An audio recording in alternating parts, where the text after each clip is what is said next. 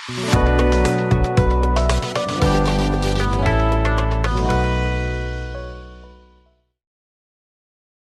To the channel a brain. तो अभी हम लोग बात करने वाले हैं डिफरेंट इनपुट एलिमेंट्स की। मतलब एलिमेंट तो हर बार इनपुट ही होने वाला है, लेकिन इनपुट के डिफरेंट टाइप्स हैं हमारे पास। तो टाइप एट्रीब्यूट का यूज़ करके हम लोग यहाँ पे डिफरेंट वैल्यूज देके डिफरेंट टाइप का इनपुट यूज़र से ले सकते हैं। तो यहाँ पर सबसे सिंपल है हमारे पास इनपुट टाइप टेक्स्ट।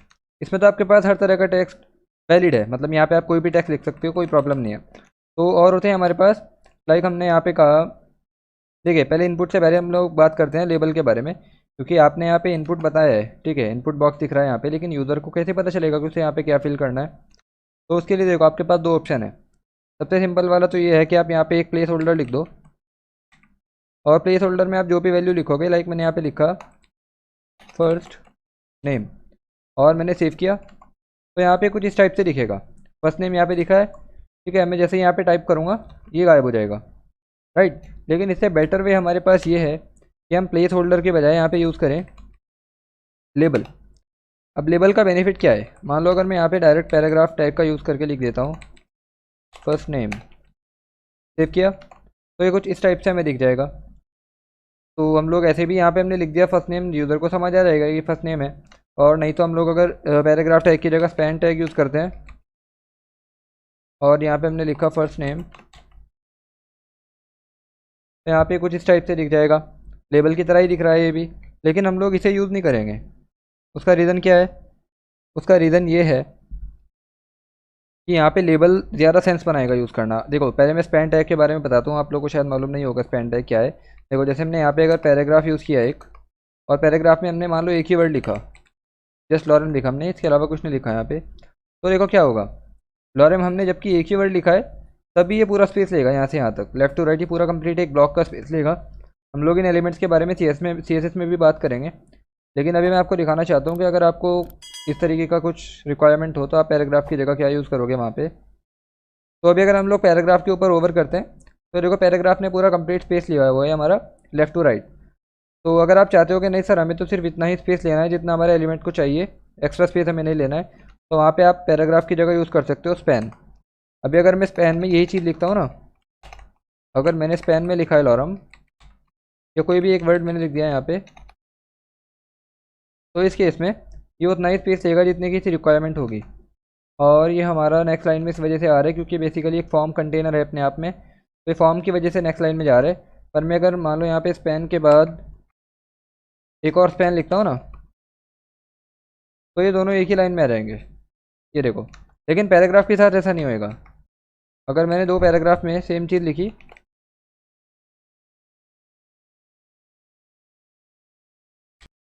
तो पैराग्राफ के केस में अगर हमने सेम चीज़ लिखी है तो इस तरीके से वो अलग अलग लाइन में ही आएंगे, चाहे भले ही आपने वहाँ पे एक ही वर्ड क्यों ना लिखा हो, वो कंप्लीट ब्लॉक का ही स्पेस लेंगे। तो स्पैन यूज़ कर सकते हो आप पैराग्राफ की जगह। और मैं एक बारी पैराग्राफ की जगह स्पैन यूज़ करके भी इंस्पेक्ट एलिमेंट आपको करके दिखाता हूँ। और ये हमारा स्पैन है, इस केस में अगर हम यहाँ पे इंस्पेक्ट करते हैं तो यहाँ पे आप देखो पार्टी हो रही है, और ये देखो स्पैन ने हमारा उतना ही स्पेस लिया हुआ है जितने की उसे रिक्वायरमेंट है, राइट। तो हम लोग बात कर रहे थे यहाँ पे फॉर्म के एलिमेंट्स के बारे में। तो हम लोग देख रहे थे कि हमें स्पैन या पैराग्राफ यूज़ करने के बजाय लेबल क्यों यूज़ करना चाहिए। हमारे पास एक एक और एलिमेंट है लेबल। तो अगर हम यहाँ पे लिखते हैं फर्स्ट नेम, तो आप कहोगे सर ये तो पैराग्राफ की तरह ही है, या फिर स्पैन की तरह कह सकते हैं कि जैसे स्पैन था वैसे ही तो है ये भी, क्या डिफरेंस है हमारे पास, हम इसे क्यों यूज़ करेंगे जबकि हमारे पास स्पैन अवेलेबल है। देखो उसका रीज़न ये है कि सबसे पहले तो हम लोग इनपुट को अगर एक आईडी दे देते हैं, हमने यहाँ पे थे ID the F name, right, और यहाँ पे हमने से कहा कि एफ नेम के लिए है लेबल।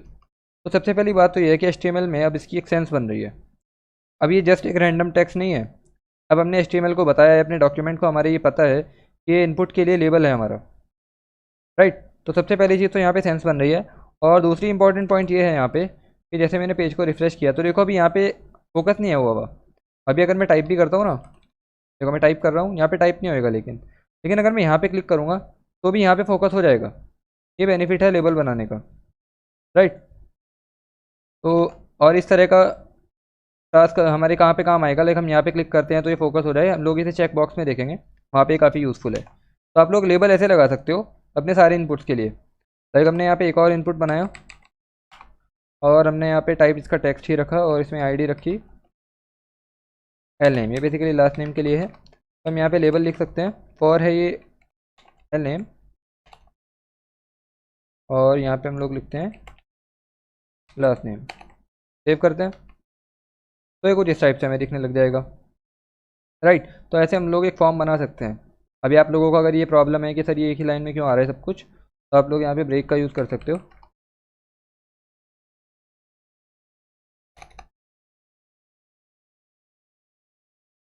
तो अभी नेक्स्ट लाइन में आने लग जाएगा। तो ये तो हमने सबसे सिंपल देखा है अपना इनपुट टाइप टेक्स्ट। राइट, अब हमारे पास कुछ डिफरेंट टाइप के भी हैं। लाइक सबसे पहले तो हम लोग एग्जांपल देखते हैं। एक है इनपुट टाइप ईमेल। देखो अगर मैंने यहाँ पे सिंपल इनपुट टाइप टेक्स्ट रखा है ना, और मैंने यूज़र को बता भी दिया कि यहाँ पे उसे ईमेल ही डालनी है यूज़र को ना, तो यहाँ पे हम लोग आईडी देते हैं इसे ईमेल, और हमने यूज़र को बताया कि यहाँ पे ईमेल एंटर करना है। तो इस केस में क्या होएगा कि अगर हम यहाँ पे कोई इनवैलिड ईमेल भी डाल देंगे ना, जैसे कि हमने यहाँ पे कोई रैंडम नंबर डाल दिए, अभी ये कोई ईमेल नहीं है, ये तो कोई वैलिड ईमेल नहीं है ना, यहाँ पे एक @ होना चाहिए और एक डोमेन होना चाहिए, तब जाके वैलिड ईमेल बनेगा। अब अगर लेकिन हम यहाँ पे टाइप को टेक्स्ट हमने रखा हुआ है ना, तो इसे भी एक्सेप्ट कर लेगा एज ए ईमेल ही। तो इससे होगा क्या, इससे होगा ये कि आपके डेटाबेस में गलत डेटा चला जाएगा। आपने यूज़र से ईमेल मांगा है जबकि वहाँ पे ईमेल यूज़र ने एंटर नहीं किया है, कुछ और एंटर किया है, ये भी लेकिन एंटर हो जाएगा वहाँ पे। तो आपको वैलिडेट करना है ना अपने डेटा, आप चाहते हो कि सर यहाँ पे ईमेल मांगा है तो ईमेल ही आना चाहिए, तो आप लोग क्या यूज़ कर सकते हो, आप इनपुट टाइप में टेक्स्ट की जगह, देखो पहले मैं आपको इसे ही सबमिट करके दिखाता हूँ। मान लो मैंने नेम में ऐसे ही कुछ भी लिख दिया और लास्ट नेम में भी, और उसके बाद मैंने सबमिट किया ना, तो ये सबमिट हो गया। अगर पेज रिफ्रेश हो गया तो इसका मतलब ये सबमिट हो गया, ठीक है। लेकिन अगर हमने यहाँ पे टाइप की जगह लिख दिया टेक्स्ट की जगह ईमेल, तो इस केस में क्या होएगा, यहाँ पे तो हम कुछ भी लिख सकते हैं क्योंकि तो टेक्स्ट है ऑलरेडी, पर यहाँ पे अगर हम ईमेल के अलावा कुछ और लिखेंगे ना और ट्राई करेंगे सबमिट करने की, तो ये सबमिट नहीं होएगा। ये क्या बोल रहा है हमें, please include an @ in the email address is missing an @ ठीक है। तो बेसिकली यही बोल रहा है कि इनवैलिड ईमेल है हमारे पास। तो हम यहाँ पे अगर कोई वैलिड ईमेल टाइप करते हैं तो अब ये सबमिट हो जाएगा। राइट, ऐसे हमारे पास इनपुट टाइप ईमेल है। इसके अलावा हमारे पास एक इनपुट टाइप पासवर्ड है, और जैसा कि आपको इसके नाम से ही पता चल रहा होगा कि पासवर्ड के लिए यूज़ होता है। आप यहाँ पे नेम में जो लिखोगे और यहाँ पे जो लिखोगे और यहाँ पे जो लिखोगे ये तो दिखाई देगा, लेकिन पासवर्ड में अगर कुछ लिखोगे ये दिखाई नहीं देगा आपको। और अगर इसे शो करना है, जैसे हमारे पास फेसबुक और इंस्टाग्राम या फिर जीमेल में फीचर होता है कि हम लोग पासवर्ड को शो भी कर सकते हैं, तो वो हम लोग जावास्क्रिप्ट के थ्रू कर सकते हैं। राइट, तो अभी यहाँ पे हमने देखा इनपुट टाइप अपना पासवर्ड। तो नेक्स्ट आता है इसमें हमारे पास input type of radio. Like आपको अगर यूज़र से मल्टीपल आपने ऑप्शन दिए यूज़र को, और आप चाहते हो कि यूज़र उनमें से कोई एक ऑप्शन सेलेक्ट करे, और उसके बाद आप फॉर्म में इसी तरह का इनपुट चाहिए आपको, तो वहाँ पे हम यूज़ कर सकते हैं input type of radio. Like हमने यहाँ पे काफ़ी टाइप के अपने इनपुट देखे हैं। सबसे पहले मैं आपको एक और एट्रीब्यूट के बारे में बताना चाहूँगा इनपुट के। उसमें से एक तो है ऑटो फोकस और एक है आपका रिक्वायर्ड। देखो जैसे अभी हमने यहाँ पे एक फॉर्म बनाया है और इसे सबमिट कर रहे हैं, हमने यहाँ पे वैलिडेशन लगाया है ईमेल का, तो ये वैलिडेशन तो काम कर रहा है, और हम लोग यहाँ पे वैलिड ईमेल डालेंगे तो ये सबमिट भी हो जाएगा। ठीक है, एक काम करते हैं, पहले हम लोग ईमेल हटा देते हैं। तो अभी अगर हम लोग इस केस में फॉर्म को एम्प्टी भी छोड़ देते हैं ना, हमने यहाँ पे मतलब कुछ लिखा ही नहीं है, और हमने अगर फॉर्म को सबमिट किया तो ये हो जाएगा सबमिट। तो इससे क्या होएगा, इससे कई बार ऐसा हो सकता है कि आपका यूज़र बिना किसी इन्फॉर्मेशन को एंटर करे ही फॉर्म को सबमिट करता रहे, तो आपके डेटाबेस में एम्प्टी वैल्यूज जाती रहेंगी, नल वैल्यूज जाती रहेंगी। तो आपको अगर चाहिए कि नहीं मुझे तो फॉर्म सबमिट कराना है पहले, उसके बाद ही मैं चाहूँगा मेरा फॉर्म सबमिट होए, तो उस केस में आप क्या करो, आपको जिस भी इनपुट को कंपलसरी करना है ना, लाइक आप चाहते हो कि हाँ यूज़र का मुझे फर्स्ट नेम तो चाहिए ही चाहिए, उसके बाद वो लास्ट नेम डालता है या नहीं डालता है वो उसकी अपनी मर्ज़ी है। तो इस केस में आप क्या करो, यहाँ पे जो आपका इनपुट है फर्स्ट नेम, यहाँ पे आप एक एट्रीब्यूट ऐड करो जिसका नेम है रिक्वायर्ड। ठीक है, आपको इसमें वैल्यू डालने की ज़रूरत नहीं है, सिर्फ आपको रिक्वायर्ड लिखना है यहाँ पे। तो इससे क्या होएगा, अगर अभी आपका यूज़र फर्स्ट नेम में कोई वैल्यू नहीं एंटर करता है ना, और वो ट्राई करता है सबमिट करने के लिए, तो ये सबमिट नहीं होएगा। यहाँ पे एक ये वार्निंग आ रही है, ये बोल रहा है आपको please fill out this field. अभी अगर मैं इसे फिल कर देता हूँ और बाकी में कुछ फिल नहीं करता मैं, अब ये सबमिट हो जाएगा, क्योंकि हमने सिर्फ इसे कंपलसरी किया है, बाकी किसी को कंपलसरी नहीं किया है। तो अगर हम चाहते हैं कि सभी कंपलसरी हो जाएं तो हम सब इनपुट में ऐड कर देंगे रिक्वायर्ड। यहाँ पे भी हमने रिक्वायर्ड ऐड किया और यहाँ पे भी रिक्वायर्ड। देखो, आपको रिक्वायर्ड एट्रीब्यूट जो ऐड करना है ना, ये इनपुट में ऐड करना है, लेबल में बता ऐड कर देना इसे, क्योंकि लेबल में काम नहीं करेगा। ये आपका जो एट्रीब्यूट है ना, ये इनपुट का एट्रीब्यूट है, ना कि लेबल का। तो इस केस में हम इसे सेव करते हैं अभी। और अभी हमने तीनों को ही कंपलसरी कर दिया है, तो अगर हम यहाँ पे फिल कर देंगे और इन्हें फिल नहीं करेगा तब भी सबमिट नहीं होएगा, और अगर यहाँ पे फिल कर देंगे इसे फिल नहीं करेंगे तब भी सबमिट नहीं होएगा। ठीक है, ये ऐसे काम करता है आपका रिक्वायर्ड एट्रीब्यूट। अब मैं आपको एक और एट्रीब्यूट के बारे में बताना चाहूँगा। पहले हम लोग यहाँ से इसे हटा देते हैं ताकि हम लोग थोड़ा इजीली टेस्ट कर पाए अपनी वेबसाइट को और थोड़ा जल्दी हो सके काम। देखो, अभी क्या हो रहा है, जैसे हम लोग अपने पेज को रिलोड करते हैं ना, और मान लो यूज़र ने पेज को रिलोड किया और एकदम से टाइप करना स्टार्ट कर दिया यूज़र ने, उसने इस बात पे उसका ध्यान नहीं किया कि अभी यहाँ पे फोकस नहीं है किसी भी इनपुट पे। अभी हमने यहाँ पे फोकस नहीं किया हुआ है। फोकस करने का क्या मतलब है कि यहाँ पे आपका एक कर्सर ब्लिंक होने लग जाए। इसका मतलब ये है कि अभी अगर मैं टाइप करूँगा तो वो यहाँ पे टाइप हो जाएगा, राइट। लेकिन अगर पेज को हम लोग रिलोड करते हैं तो बाय डिफ़ॉल्ट ऐसा बिहेवियर नहीं है कि हमारा कोई भी इनपुट फोकस्ड हो। तो इस केस में हम लोग अगर टाइप करेंगे वो टाइप ही नहीं होएगा। तो अगर आप ये चाहते हो कि आपका फॉर्म जैसे ही लोड हुआ है तो आपका इनपुट फोकस हो जाए ऑटोमेटिकली, कोई भी इनपुट आप अपनी मर्ज़ी से डिसाइड कर सकते हो वो, तो आप क्या करोगे, उस केस में आपको जो भी इनपुट फोकस करना है ना ऑटोमेटिकली, वहाँ पे आप एक और एट्रीब्यूट ऐड कर दो। इसका नेम है ऑटो फोकस। ऑटो फोकस क्या करेगा, जैसे ही आपके वेब पेज लोड होएगा ना, जैसे ही आपका फॉर्म लोड होएगा तो आपके इनपुट पे ऑटोमेटिकली फोकस बना देगा। जिस भी इनपुट में आपने ये वाला एट्रीब्यूट ऐड किया होगा ना, वहीं पे ऑटो फोकस बना देगा ये। मैं अगर रिलोड भी करता हूँ पेज को तो तब भी अगर मैं टाइप करूँगा वो वहीं पे टाइप होएगा जहाँ पे मैंने ऑटो फोकस किया हुआ है। और अगर मैं ऑटो फोकस को यहाँ से हटाकर यहाँ पे लिख देता हूँ तो इस केस में एज एक्सपेक्टेड हमारा लास्ट नेम पर आ गया है फोकस, राइट। तो ऐसे हम लोग ऑटो फोकस को यूज़ कर सकते हैं। तो अभी अगर मैं कुछ भी टाइप करता हूँ वो यहाँ पे टाइप हो जाएगा ऐसे। अब आप लोगों के माइंड में ये आ रहा होगा कि सर एक बारी में हम लोग एक ही इनपुट को फोकस कर सकते हैं ना, जैसे अभी अगर ये फोकस हुआ हुआ है तो हम यहाँ पे टाइप कर सकते हैं, अभी यहाँ पे फोकस कर देंगे तो यहाँ पे टाइप कर सकते हैं, और यहाँ पे फोकस कर देंगे तो यहाँ पे टाइप कर सकते हैं। लेकिन क्या होगा अगर हम लोग अपने सभी इनपुट में ऐड कर दें ऑटो फोकस, तब किसको मिलेगा फोकस? तो हम करके दिखाते हैं आपको। जैसे आपने यहाँ पे भी ऐड कर दिया ऑटो फोकस, और उसके बाद यहाँ पे भी ऐड कर दिया इनपुट टाइप पासवर्ड में भी, तो इस केस में क्या होगा ये देखो, हर बारी आपके पहले एलिमेंट को ही ऑटो फोकस मिलेगा। मतलब आपने जहाँ पे भी सबसे पहली बार ऑटो फोकस यूज़ किया होगा ना अपने HTML डॉक्यूमेंट में, सिर्फ उसे ही ऑटो फोकस दिया जाएगा। ये रूल है आपका, क्योंकि ऑटो फोकस ऐसा तो हो नहीं सकता आपके सभी एलिमेंट्स को एक साथ फोकस मिल जाए और आप यहाँ पे भी टाइप कर दो, यहाँ पे भी टाइप कर दो, यहाँ पे भी टाइप कर दो, ये तो पॉसिबल ही नहीं है ना। अगर एक बार में एक एलिमेंट को फोकस मिलना है तो रूल ये है कि जिसमें आपने सबसे पहले ऑटो फोकस यूज़ किया हुआ होगा सिर्फ उसी को ही फोकस मिलेगा, राइट। तो हम लोग ऑटो फोकस एट्रीब्यूट को ऐसे यूज़ कर सकते हैं। अभी हम लोग देखते हैं इनपुट टाइप रेडियो। ये हटा लेते हैं यहाँ से, पासवर्ड थोड़ा और सिंपल कर लेंगे इसे। इनपुट टाइप रेडियो में हम लोग बेसिकली रेडियो बटन बना सकते हैं। रेडियो बटन कैसे बोलते हैं अभी हम लोग आपको बना के दिखाते हैं। देखो, जैसे हमने यहाँ पे यूज़ किया, आपको इनपुट टाइप रेडियो के लिए सिंपल अपना इनपुट ही बनाना है। बस यहाँ पे टाइप में टेक्स्ट की जगह यूज़ करना है रेडियो,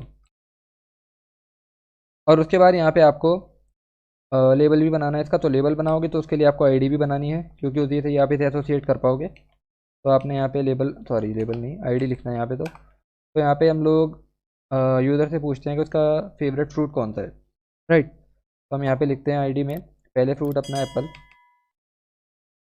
और लेबल बनाते हैं इसका, और यहाँ पे आईडी पास करनी है हमें एप्पल, और यहाँ पे जो हमें लेबल में दिखना चाहिए वो हमें लिखना है। नेक्स्ट हम लोग बनाएंगे इनपुट।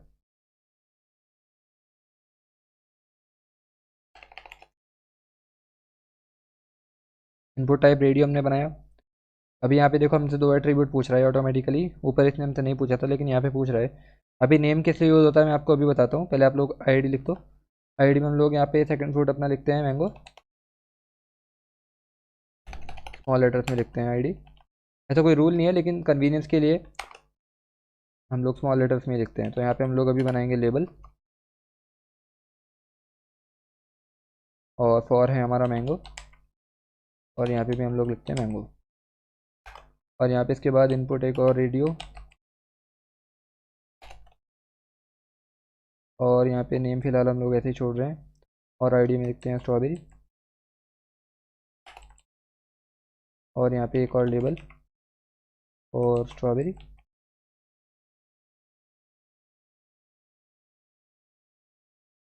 अभी सेव करते हैं इसे।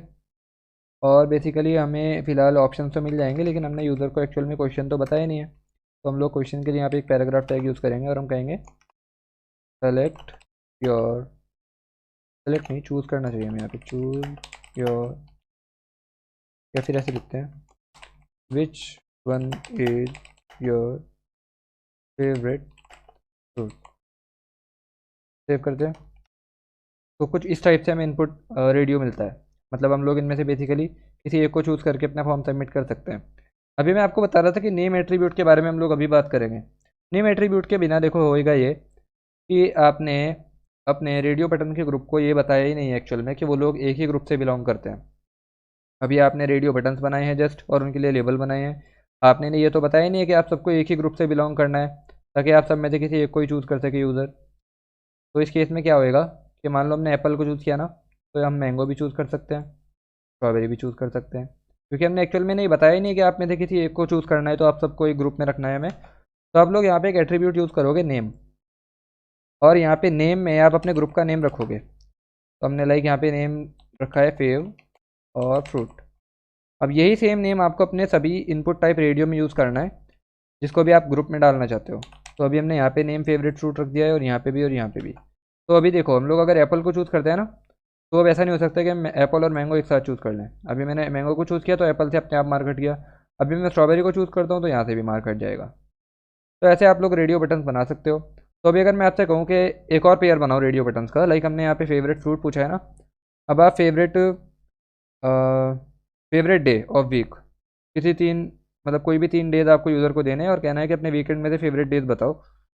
तो अगर इस तरह का हमें बनाना हो तो हम यहाँ पे लिख सकते हैं, देखो ऐसे ही बनाएंगे हम लोग। एक और ग्रुप अगर हमें बनाना हो तो हम लोग सबसे पहले तो यहाँ पे पैराग्राफ बनाते हैं, और यहाँ पे लिखते हैं फिर which is your favourite weekend day, और यहाँ पे हम लोग सबसे पहले इनपुट और टाइप रखेंगे रेडियो, और नेम अब हमें इसे अलग ग्रुप में डालना है ना, तो ऊपर वाला ग्रुप मत यूज़ करना है यहाँ पे, क्योंकि हम यहाँ पे अलग ग्रुप बनाने वाले हैं। तो हम लोग यहाँ पे यूज़ करेंगे फेव डे, और आईडी हम लोग यहाँ पे रखते हैं, यहाँ पे आईडी रखते हैं हम लोग फ्राइडे। और अब हमें चाहिए लेबल, तो हम लोग लेबल बनाएंगे इसका एक, और यहाँ पे रखेंगे हम लोग फ्राइडे और फ्राइडे। उसके बाद यहाँ पे हम लोग इनपुट बनाएंगे, टाइप हमारा टेक्स्ट होगा, फिर यहाँ पे रखेंगे हम रेडियो, टाइप हमें टेक्स्ट नहीं रेडियो रखना है, नेम रखेंगे हम लोग डे, और आईडी रखेंगे सैटरडे, और हम लोग लेबल बनाएंगे फॉर सैटरडे।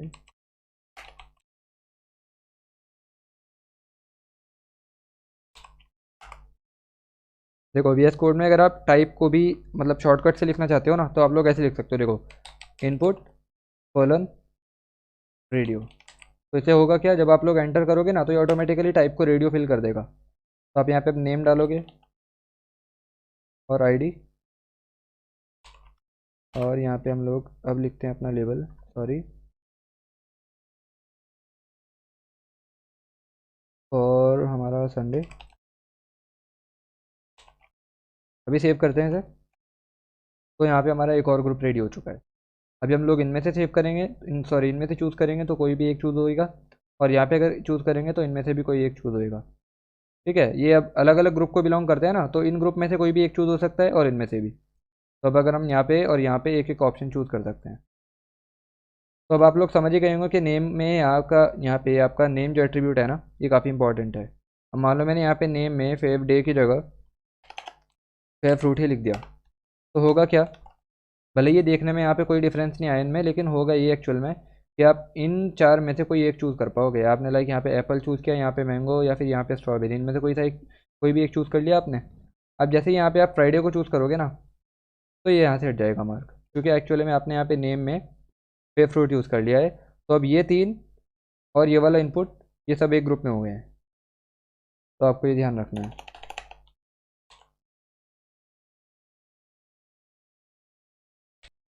अब ऐसे ही हमारे पास एक चेकबॉक्स के लिए भी इनपुट अवेलेबल है। हम यहाँ पे चाहें तो एक यूज़र से चेकबॉक्स में भी इनपुट ले सकते हैं। लाइक हम लोग लिख सकते हैं इनपुट टाइप हमारा चेकबॉक्स होने वाला है, और नेम हम लोग यहाँ पे लिख देते हैं। लाइक नेम में हम लोग लिख देते हैं, या नेम को आप लोग एम्प्टी भी छोड़ सकते हो अगर एक ही चेकबॉक्स बनाना है सिर्फ। और आईडी लिखते हैं हम लोग, आईडी लिख देते हैं हम लोग यहाँ पे फिलहाल चेकबॉक्स ही लिख देते हैं, क्योंकि एक ही चेकबॉक्स रखने वाले हैं हम लोग, सिंपल रखते हैं थोड़ा।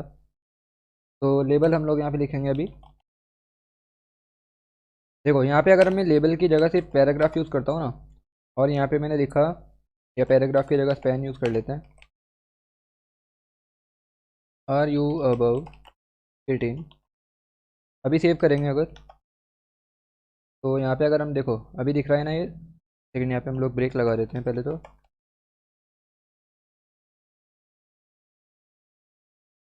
इस टाइप से हमारा कुछ चेक बॉक्स बन के आया है। अभी अगर हम लोग यहाँ पे चेक करते हैं, चेक हो गया है, दोबारा क्लिक करेंगे तो अनटिक हो जाएगा। लेकिन अगर यहाँ पे क्लिक करेंगे ना तो ये चेक नहीं होएगा, और हो सकता है यूज़र को प्रॉब्लम हो यहाँ पे क्लिक करने में, क्योंकि उसे कर्सर ऐसे पूरा यहाँ पे लेके जाना पड़ेगा। तो यूज़र की कन्वीनियंस के लिए आप लोग यहाँ पे स्पैन की जगह यूज़ करो लेबल। मैंने लेबल का यूज़ बताया था ना, यहाँ पे काफ़ी ज़्यादा उसका यूज़ अच्छे से डिस्प्ले होएगा आपको। अब अगर मैं यहाँ पे लेबल यूज़ करता हूँ, और लेबल में अगर मैंने आईडी ना लिखी ना, अगर मैंने लेबल में फॉर एट्रीब्यूट ना लिखा, जैसे यहाँ पे फॉर लिखा है मैंने, तो अगर मैं फॉर नहीं लिखूँगा ना, ये लेबल एक्चुअल में एक स्पैन की तरह ही काम करेगा। अभी इस केस में भी मैं अगर यहाँ पे क्लिक कर रहा हूँ ना, तो ठीक नहीं हो रहा है ये। तो आपको फॉर एट्रीब्यूट ज़रूर लिखना है यहाँ पे। फॉर में हम लोग लिखेंगे चेकबॉक्स, क्योंकि यही आईडी हमने दी है अपने चेकबॉक्स को। तो अभी अगर मैं यहाँ पे क्लिक करता हूँ, मेरा चेकबॉक्स भी टिक हो जाएगा। ठीक है, फिर से क्लिक करूँगा तो वो अनटिक हो जाएगा। तो यूज़र की कन्वीनियंस के लिए काफ़ी अच्छा ऑप्शन है ये। यूज़र को यहाँ पे पूरा ऐसे नहीं करना पड़ेगा, वो ऐसे भी कर सकता है। और ये सेम केस यहाँ पे है, ऐसे भी यूज़र चूज़ कर सकता है किसी को। तो ये आपके फॉर्म के कुछ एलिमेंट्स हैं, और अभी हमने इनपुट एलिमेंट के बारे में बात की है। और इसमें अगर कोई भी डाउट होता है आप लोग कमेंट सेक्शन में पूछ सकते हो। एंड होप कि आपको आज की क्लास पसंद आई होगी। मिलते हैं नेक्स्ट वीडियो में।